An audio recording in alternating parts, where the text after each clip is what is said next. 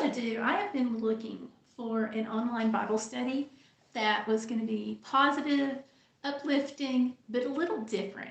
So, after much searching, I found an older study that I don't think it's going to go out of relevance, and that is Bad Girls of the Bible. So, this study is not about the women who were nice and did what they were told. We might get into some of those later, but those are the stories that we're usually familiar with. So, what this one does is it looks at the bad girls. And some of them were like bad for a moment, bad for a season. There's a couple of them that just, they're just bad. But there's all sorts of stories, and it's women who had great courage, those who were bad for the season, who went on to have great courage and to change the world. And I mean, what proves that they've changed the world? I mean, how old is the Bible? Over 2,000 years if we start talking about the Old Testament. And the first bad girl of the Bible that we're talking about in this study is Eve. And, so it goes back to the very beginning. And the women who have overcome those challenges that were in their background and is something we can all take inspiration and courage from. For example, let's talk about Rahab for just a second. We're not going to go into the study about her, but Rahab was a woman of questionable moral fiber, shall we say. No, she had to make her living the way she could, so she was a prostitute, but yet she had this strong faith. So she talked to the angels of God and worked things out with them so that her home and her life would be spared as in the middle of a war. So what happened is we have an advancing army, and they are coming towards her, and she was given the instruction to put a bright red ribbon in her window. So you have a prostitute hanging a bright red ribbon out her window to draw attention to where she was so that her house would be saved. Let me know if you're going to do that, okay?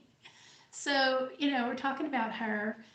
We're going to look at Eve, starting from the first one. And, in the book, it talks about something I have always wondered about.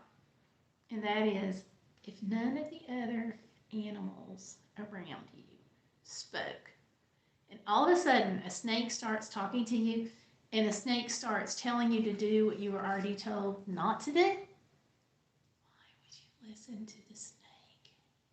Just why? So anyhow, some stories like that. Just real quick on the introductions, because this whole video is on introducing the Bible study that we're going to be doing. And you don't have to have the book, but if you want the book, I'm going to drop a link down below in the description box in just a little bit. But here we go. Introduction of the book is called Turn Signal.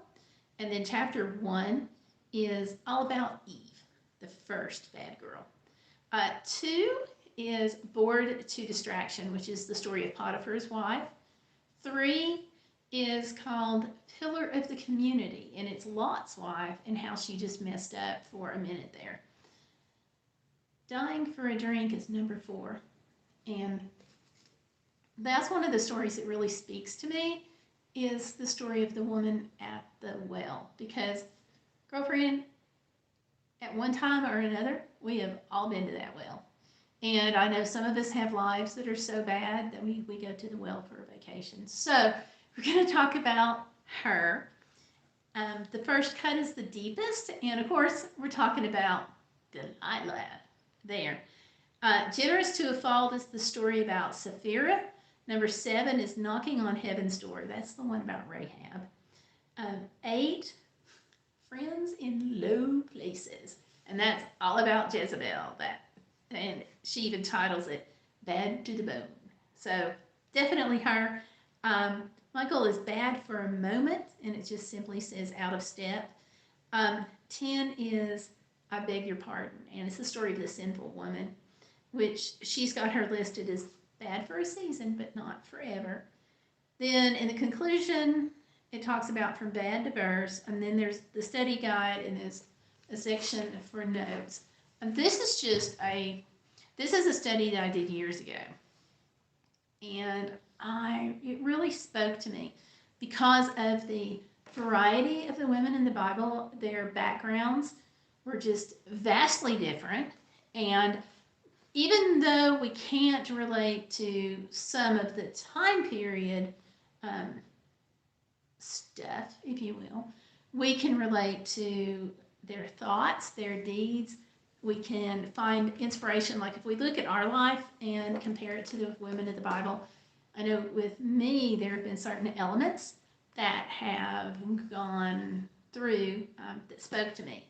It's been a few years since I've did this study, so I'm really looking forward to doing it online with you all. But here's the thing, I like interactivity, I like comments, I like suggestions, I like feedback. So what I want you to do is, while we're doing this online study, if you want to be prayed for, I want you to put a note, a comment in the chat box, and we will get to everyone and I will pray for you. I also want you to, if you come as part of the replay team and you listen to this later, then I want you to leave a comment. And if you see someone's comment and it speaks to you, go ahead and reply to them and give them the message back. But here's the thing, I want positive messages or messages of support. If you see something that you identify with, go ahead and leave a message to that person saying, hey, I feel your pain, I identify with you, I'm going to pray for you at this moment. Something to reach out and to let that person know that for a moment they crossed your mind and you prayed about them. Because here's the deal, we don't get that much of that positive interactivity in the world. So I want us to be able to give it to each other on this channel. Also, I want this to be a safer place than most on the internet for the sharing of thoughts and ideas.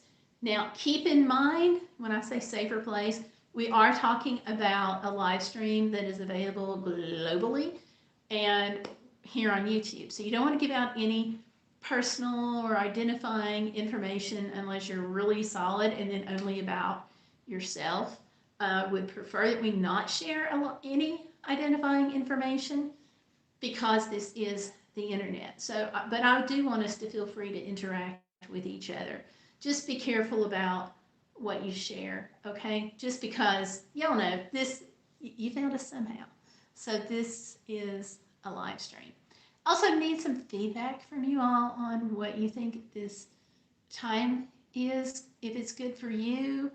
We've also done 9 p.m. on Sunday nights. So it's either Wednesday at 11:30 or 9 p.m. on Sunday. Give me an idea of which you'd rather do. And I know a lot of us, we've got different time zones, different work commitments, and so forth. And that's why I think it's really valuable to be able to do this as a live stream, but you'll still have the replay later on afterwards. So it's kind of a big deal. And of course, as we go about this, do give me a like on the video. Don't forget to subscribe so you get notifications on all of this. But if you will share it, I know every YouTuber on here says share because that's how we grow. I would like to say share because that's how we support each other. And always, we have got a really strong base on this channel for guests to come in and share their stories. So we've got a lady who has shared about overcoming and dealing with epilepsy on a daily basis. We've got some people who have shared about child abuse. But we've also got like Mel who talked about surviving the daily grind in New York City. So it's all stories that we can relate to. So if you've got a story and you want to be on the show, my email is below. So use it. Leave me a comment also if you want to be on the show and just want to share. All right. So everybody, I want to thank you for watching. I'm also going to close with a tagline that I'm borrowing from my other channel, which is at Be Bodacious. And that is, I want you all to go out and have a faith-filled day, and be bodacious, which means you're not going to let life get in the way of living. And hopefully this Bible study will help you do that. So thanks for watching. I will see you on the next video. In the meantime, like, subscribe, and share. Bye.